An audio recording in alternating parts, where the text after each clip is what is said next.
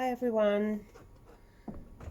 Okay, we're going to be finishing off this stone that we started on last night, this blue sapphire round brilliant.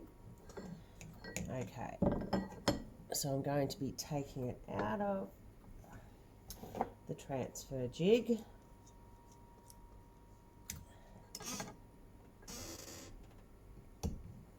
My hands aren't really very strong, so sometimes I need a little bit of help.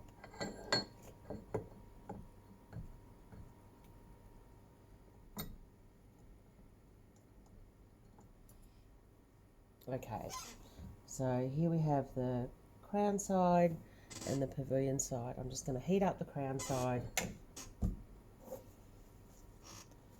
until it's just soft enough, and that other dop stick will actually fall away as the wax becomes soft, so I don't really need to apply any pressure anywhere. Okay, and here we are, ready to cut the crown.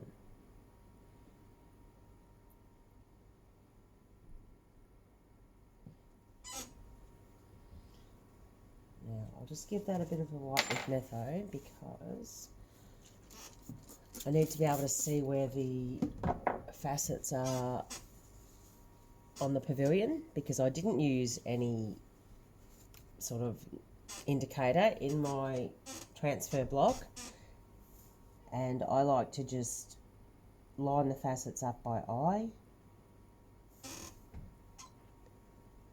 so I can see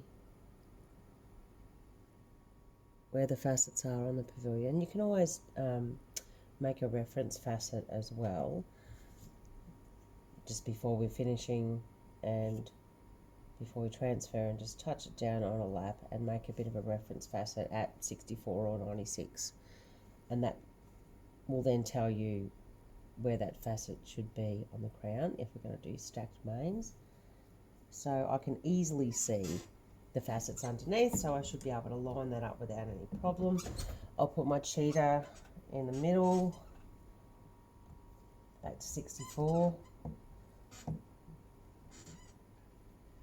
and I can see, you can't see though. Okay, I'll drop that down a bit. I'm going to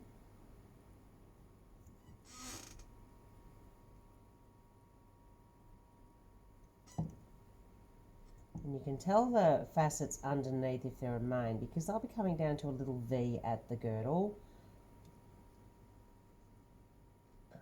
Whereas if they're not a main, they'll just be a straight line. So that's relatively easy to decipher.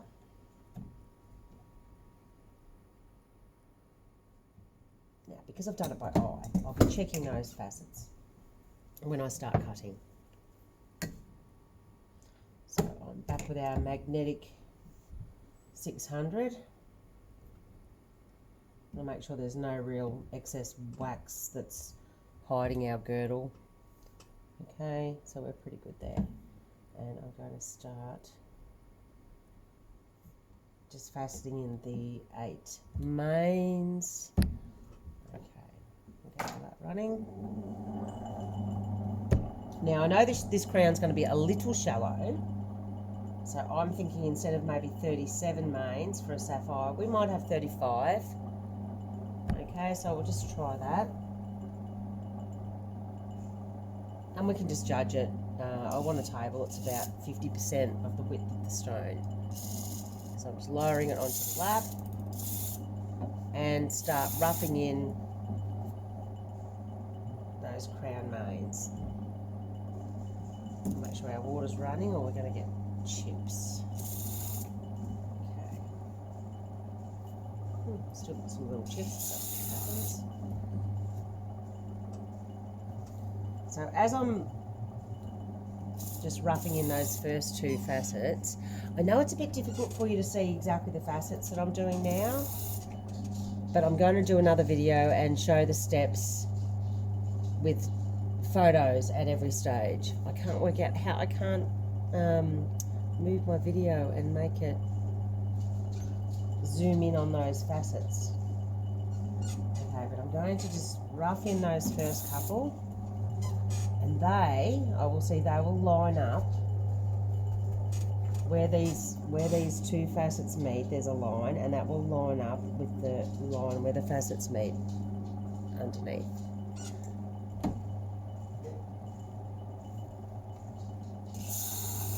It was suggested that I do this video horizontally, but I think with that I'm losing some, maybe I can shrink it down a little bit, I'm not sure. It doesn't seem to want to let me do anything with the forward facing camera.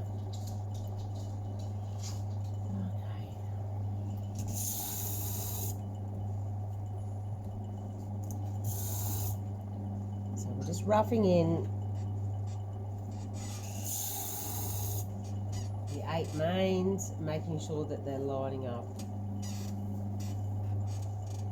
with the facets in the pavilion.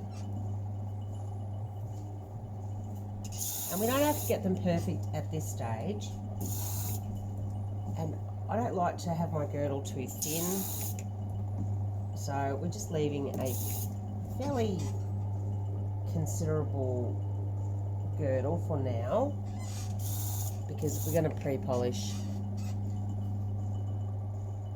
the girdle and we're going to go back and line them all up a bit better once we've done the table, just to make sure that they're perfect.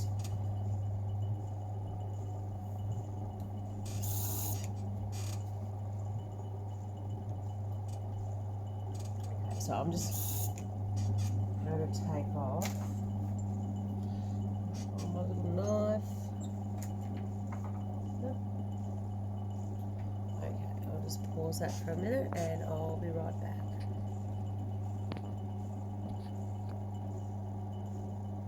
Okay. Oops, don't do that. Now, after I've roughed in the mains, I'm just going to take that extra bit of wax off the top. Okay, so we can see our crown. Don't do that before you have roughed in the mains. If you try to take the wax off and it's going onto a polished or pre-polished surface, it can put big chips and down the side of your stone. And I have learned that the hard way. So always make sure that when you're taking off that excess wax, you are doing it onto a surface that is ground. Or you can heat up your knife and then make it easier to slide it across.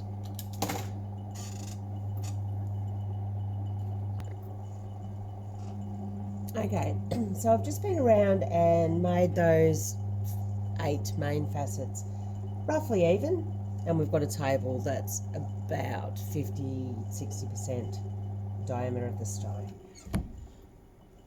So what I do now is that I will just quickly pre-polish those 8 facets.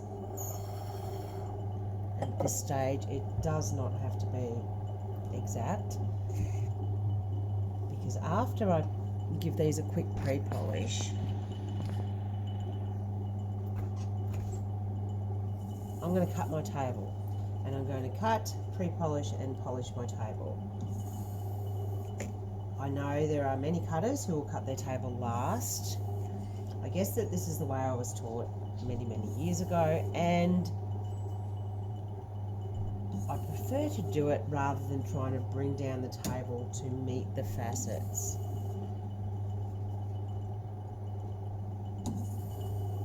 Because there are so many adjustments that you can make when you're cutting the crown, whether it be shallower or deeper or split facets, that I don't believe in sort of following a design exactly and then bringing the table down just to meet the stars.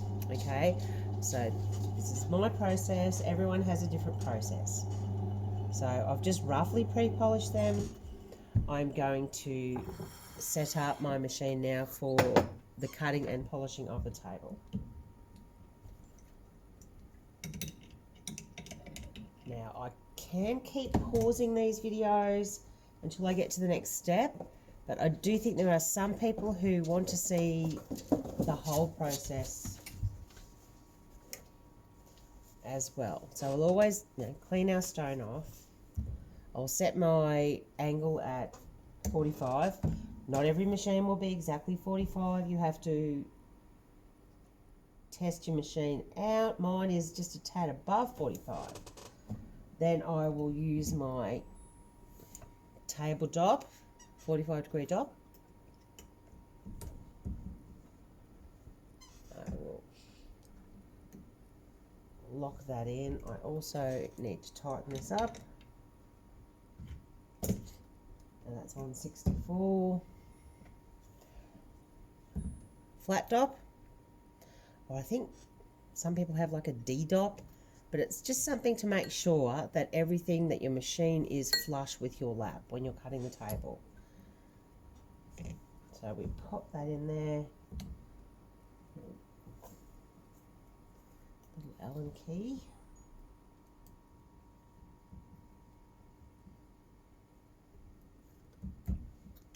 Okay, now we're lowering that down onto our master lap, and we're making sure that the cheater and the angles are right, correct, so that everything is flush. So there should be no gaps between the lap and this table dop. And that looks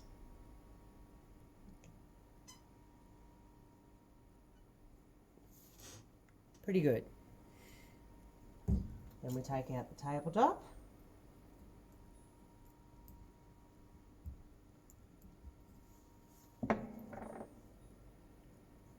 And we will put in our stone that we are cutting.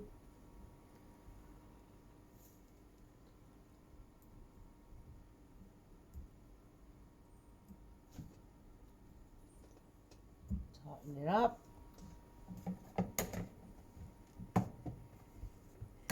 And I'll go straight down onto, I'm just going to touch it on a 600. If you've got a finer lap, then you could probably use that as well. I'm just going to really touch it on here. We don't need to make the table any smaller. It's already at its maximum.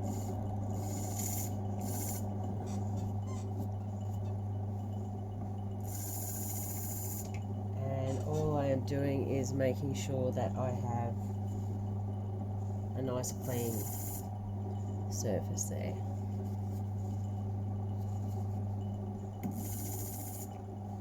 Okay, now straight onto pre-polish.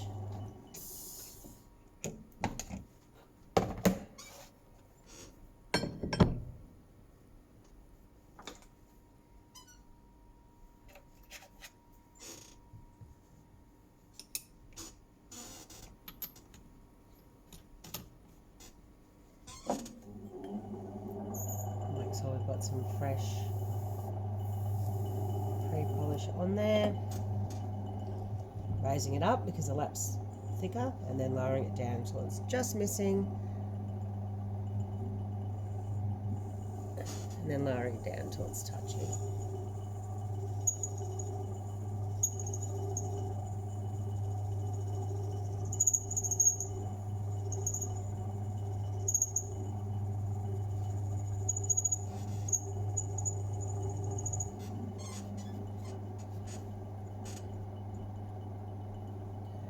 Checking that I'm getting a nice, smooth, shiny facet.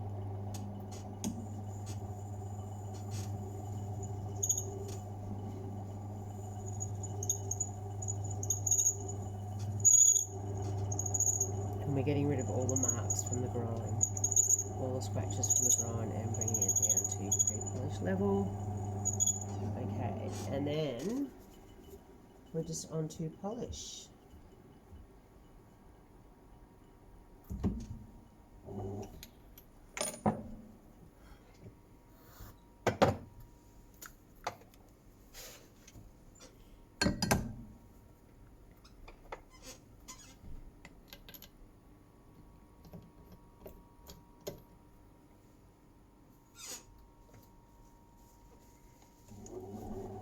Make sure there's been no dust or anything on there overnight.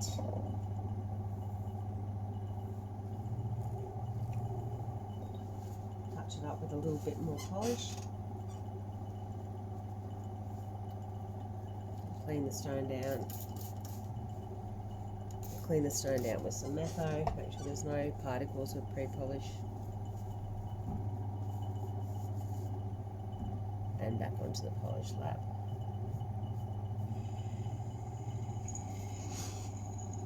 Now, if you're not sure about your laps, your polish, and if everything's flat, you can just touch it down and then have a look at where the polish is on the facet. And that's a good way. Even on mine, it's off to the right, the polish is, so I'm going to cheat it over to the left. And you just want to make sure that that polish oil is hitting the whole facet.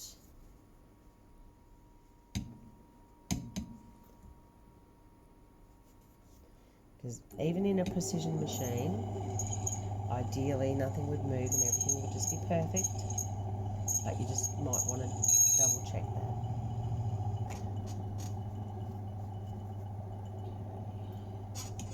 And so I'm looking at where it's polishing and making sure it's polishing across the whole facet. I'm going to keep doing this for a minute and get back to you.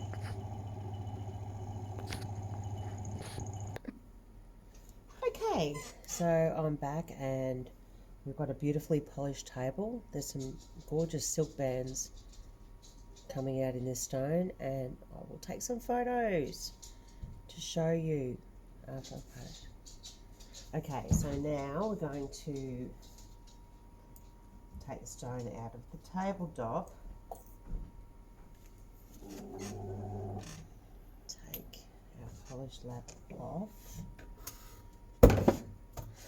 Pre-polished lap back on.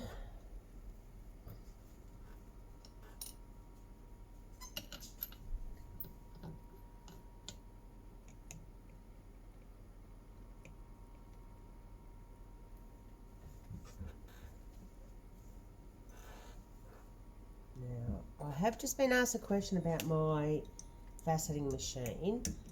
It is a Hallmark 5. I'm not sure if I went over that in an introductory video.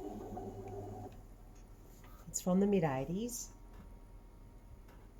and it's very well maintained, and it has a horsed quill. Our wonderful local engineer who can make parts for our faceting machines. I love the Hallmark 5 because it has the elbow here. And the mast is stationary, so there's no adjustments to slide the mast backward and forward, or have an elbow down here where it comes out like the Halls 2000, which is a fantastic machine.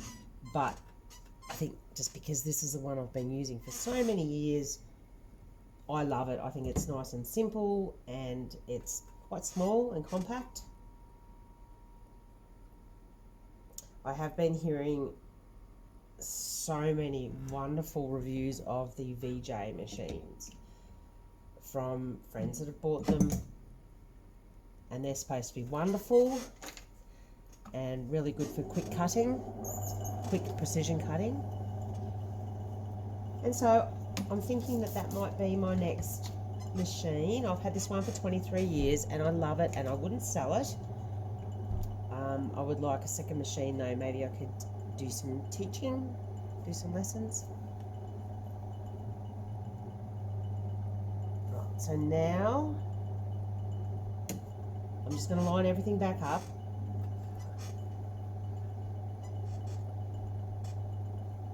Once again, I'm lining it up. So I'm moving the cheater until I think I have that 64 facet back flush.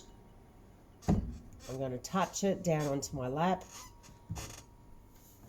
Now I did end up cutting these quite shallow, these crown facets, at around 32 I think.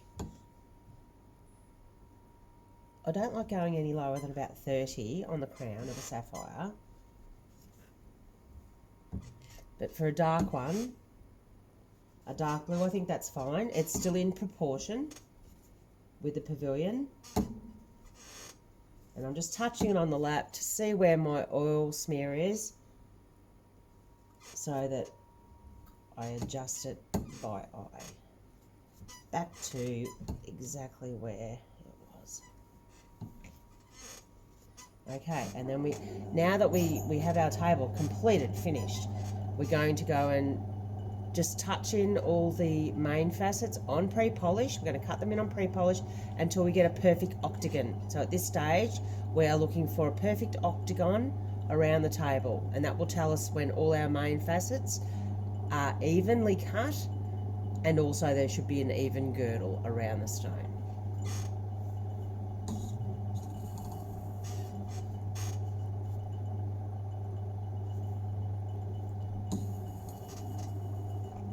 And at this stage, if our table is too big, we can drop the angle of the crown in a little bit until we get our table the exact size that we want it. I tend to prefer smaller tables these days. I don't really like big tables, but it's a personal aesthetic. When I was taught to cut sapphires, I was taught that up to about a 60% diameter would work well for sapphires. I really prefer it at about 50 now. So I'm just going to keep going around these facets until I think I've got a perfect octagon around the table and they're all nice and even.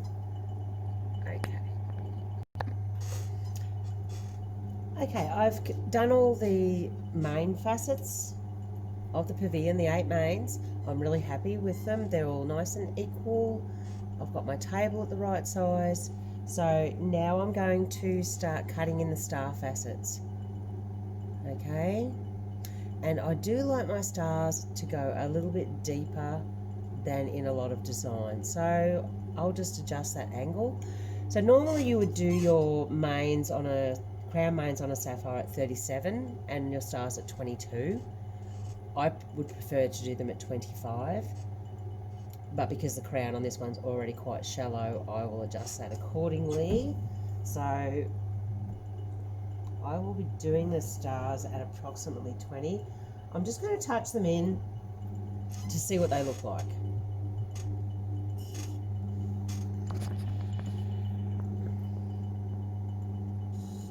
Just touching them in to make sure they're not too deep, too shallow. That may be a fraction deep. I like a nice equilateral triangle for a star. So I'm going to actually put these ones in at 21. Okay, and now I'm just touching them back in again. And I'm going to touch in that first set of stars until we get a nice W. They're equal way down the main facet and they just meet in the middle.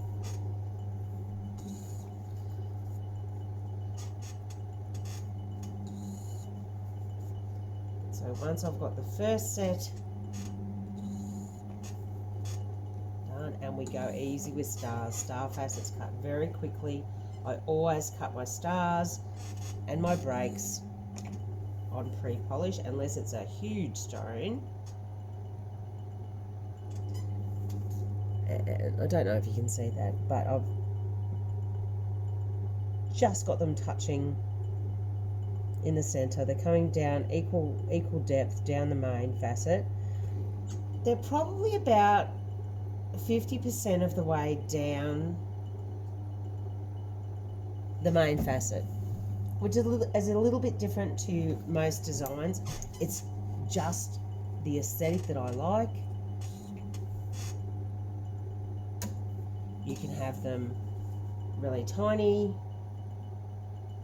or larger. It's really up to you. You don't necessarily have to follow a design. After I put these stars in, we will be putting the breaks in, and because the breaks will be the last tier of facets, we will be fitting them in with the stars and the mains, and so we'll be actually finding that angle to put the breaks in and make sure everything meets up. So I'm just going to go around now and make sure all my star facets are of equal depth.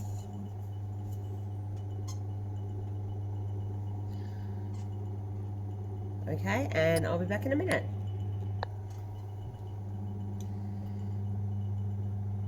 Okay, so now we have 8 nice evenly cut stars cut in around the crown, and I'll be going on to the breaks. So the break facets, or the girdle facets, I'll start putting them in at 62 and 2. And because these are the last set of facets, we have to find the right angle, and it all depends on your proportions that you have cut to date, the angles of the stars, the dimensions of the table. So we're going to fit these ones in just by starting to touch them in and then working out where the points are going to meet. We want them to be meeting at the girdle at the same time that they meet the bottom point of the stars. Okay, now I'm guessing, because we're cutting a bit of a shallow crown, these have been around 40, 39, something like that. So I'm just going to start touching them in.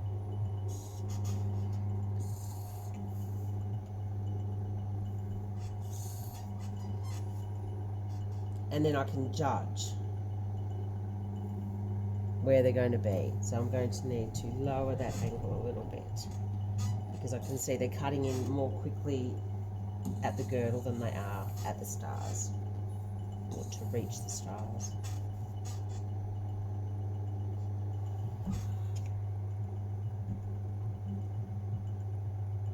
Throughout this session of videos, I really just wanted to give an idea of the process of gem cutting, or my process of gem cutting, how we charge the laps, how we do the table, the order that I do the steps in.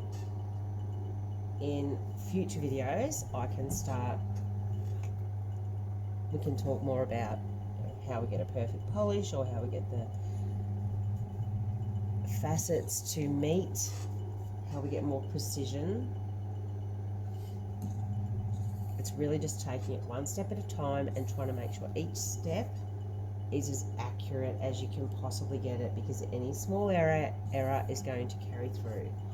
So I'm quite happy that I have those first pair of facets touched in, just keep going backwards and forwards until they both meet the star facets, and there's a nice little diamond in the middle. So then I'm just going to go around, now that we have the angle, which on this one ends up about 36. It's quite a shallow crown. I'm just going to keep going around and doing all the stars until we've got all those meets nice, and that'll be our pre-polish finished, and then we'll just have to do a quick polish. Okay, I'll be back. Okay, so here we have the whole of the crown nicely faceted. Okay, I don't know if that helps. Got some gorgeous silk going on in this stone. I'll take some nice photos once we're finished. So now I've just got to polish it and then we'll be finished. I'm hoping that by doing these videos I can help some learner cutters, even encourage people to try to take up gem cutting as a hobby or a job. Living out here in the gem fields, there is just not enough cutters out here, and especially precision cutters, cutters that can do any kind of design, create their own designs, not just do a basic cut, although that is fantastic if anyone can do a basic cut, especially for the tourist industry. People who find little sentimental pieces that they want to get set in a ring straight away, you know, a nice basic cut is the best thing to do. I like doing different designs, creating my own designs, really trying to assess the rough and look at how it's talking to me and what's going to bring out the best in the rough, which isn't always around brilliant although that is a fantastic design for sapphires. But I like doing something a bit different. So now we'll just go around, and all we have to do now is polish every single facet that we've put on the crown. So I'm going to lower this down onto my lap because my polished lap is a little bit thinner than my pre-polished lap. So I'm going to lower it down. And listen to when it's hitting. When I look at a stone, I'll hold my finger behind it. It helps for you to be able to see little scratches and things. And also when you're doing your polish is to move the stone until the light is just off it. Often when the light is shining directly on the facet, you won't be able to see a scratch, but if you just move it until the light's just off it, you may see a scratch. I like using a little torch to check out each facet after I polish it.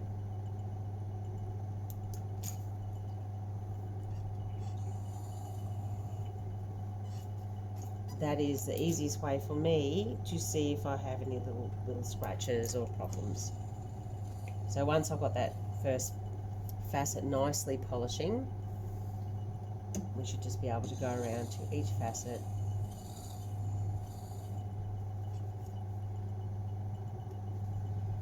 And polishing a facet like this on this sort of size stone should only take a few seconds, a few swipes backwards and forwards across your lap. So if you're spending minutes on a facet, then there may be something that's not quite working for you. Okay, and these are the sort of issues that I would love to discuss and talk about in our videos. Okay, I'm going to go around and do all these break facets, then my mains, then my stars. Okay.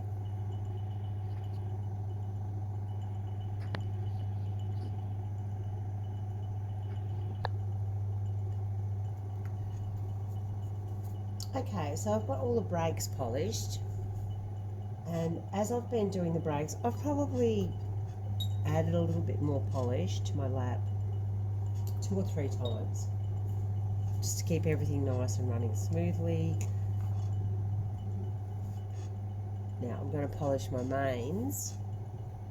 Now if at this stage you notice there is a little tiny overcut or something, then you can use your polish to just bring that facet down a little bit more, open it up to make your meats all meet. So you can move things in polish. It's not ideal, but if you want to make some minor adjustments just to get everything precision, then you can do that on polish.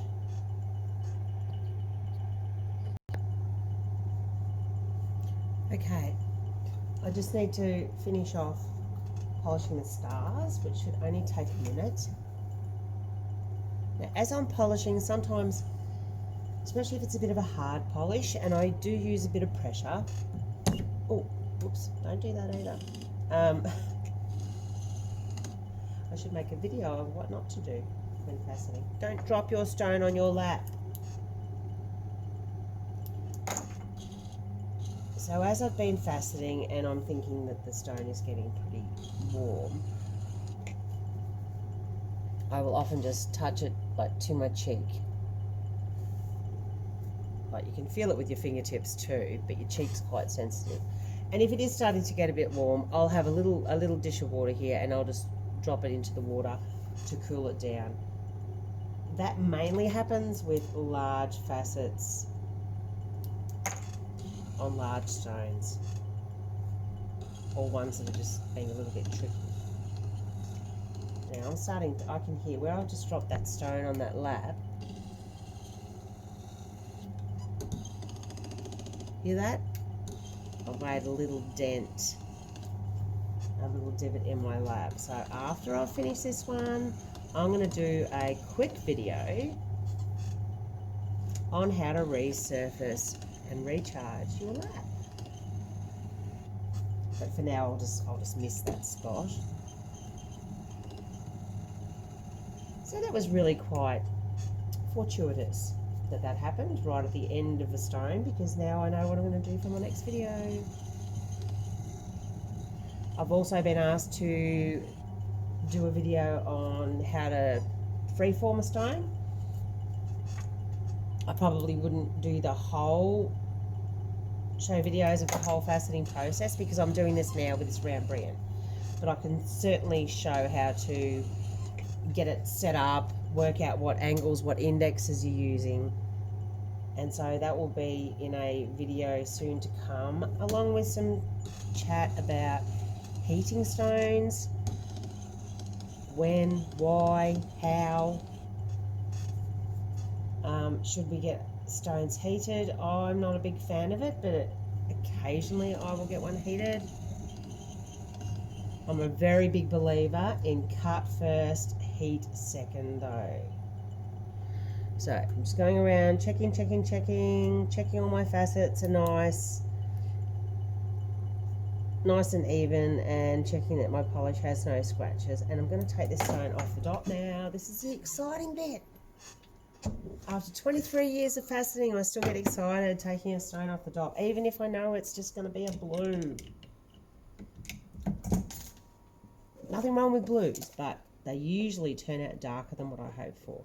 In this particular case, I'm trying to get a dark blue. Just going to lower that down. Okay. I don't know if you can see it very well there.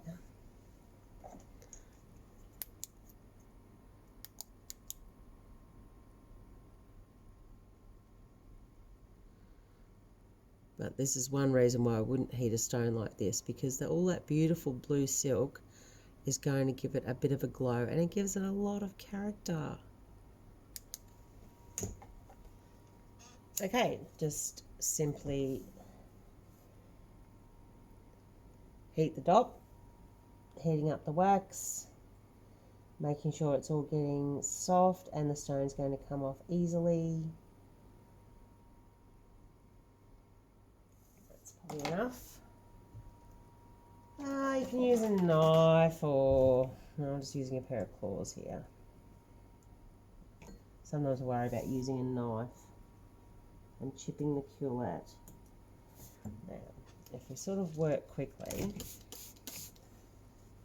with some metho, I should be able to get off most of that wax. I will put it in a jar of metho to clean it up after I have a quick look and away, and then I'll get some photos and videos of it and put it up.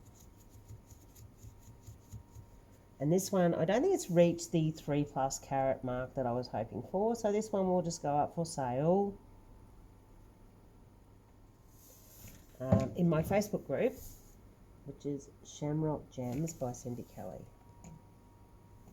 And that is where I sell most of my stones. I also do a little bit of Instagram, but Facebook's my main medium at the moment, and that's where most of my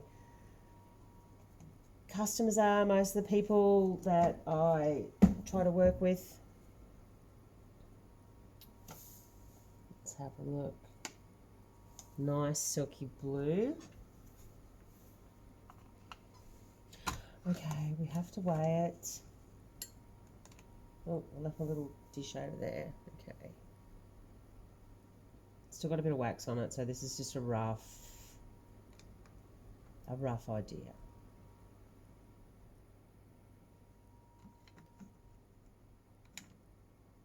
It's not exactly the right place to put it. Come on.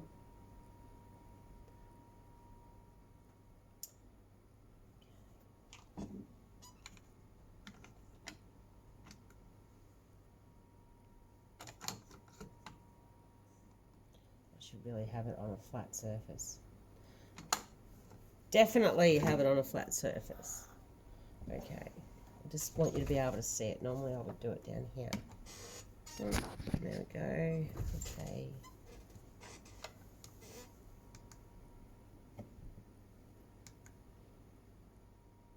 So what's going on with you, scales? Okay, I'm just going to use my little my other pair that aren't quite as accurate, but this is just to get a rough idea. I might need a new battery in the other ones. It's probably, okay,